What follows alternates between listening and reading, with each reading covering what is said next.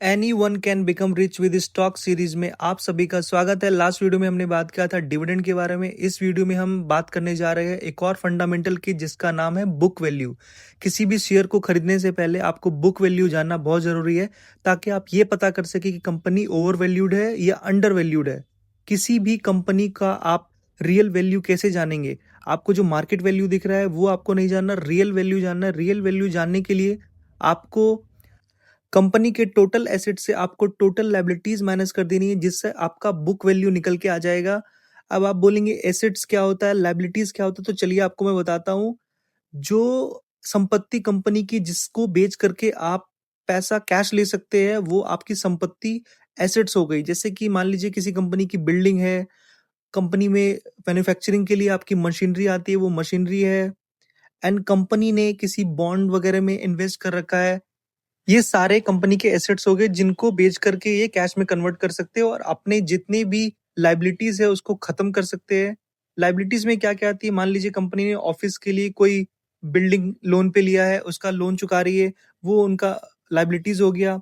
Employees के लिए car लिया है, उनका लोन दे रही है, तो वो उनका लाइबिलिटीज हो गया। बहुत सारे बिल्स होते हैं कंपनीज में, इलेक्ट्रिसिटी बिल हो गया, आपका क्रेडिट कार्ड बिल हो गया, ये सारे बिल ये लाइबिलिटीज हो गए। तो इनको चुकाने के लिए इनको एसेट्स बेचना पड़ेगा।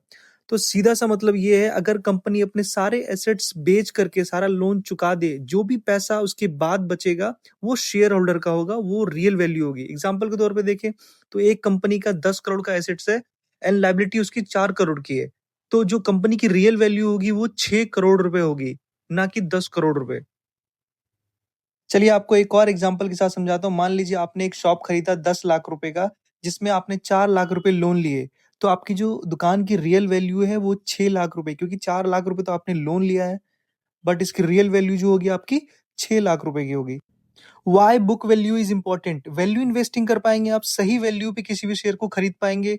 Finds under valued stocks, under value stock जो भी होगी आपको वो बुक वैल्यू देखने के बाद पता लग जाएगी, तो आप अंडर वैल्यू स्टॉक्स को खरीद पाएंगे।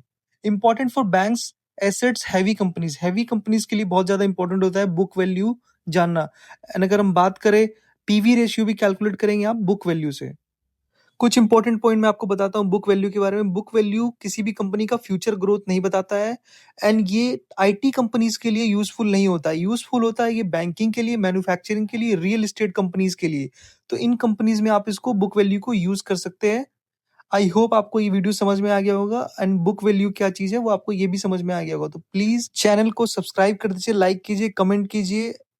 मिलते हैं नेक्स्ट वीडियो में, तब तक के लिए धन्यवाद।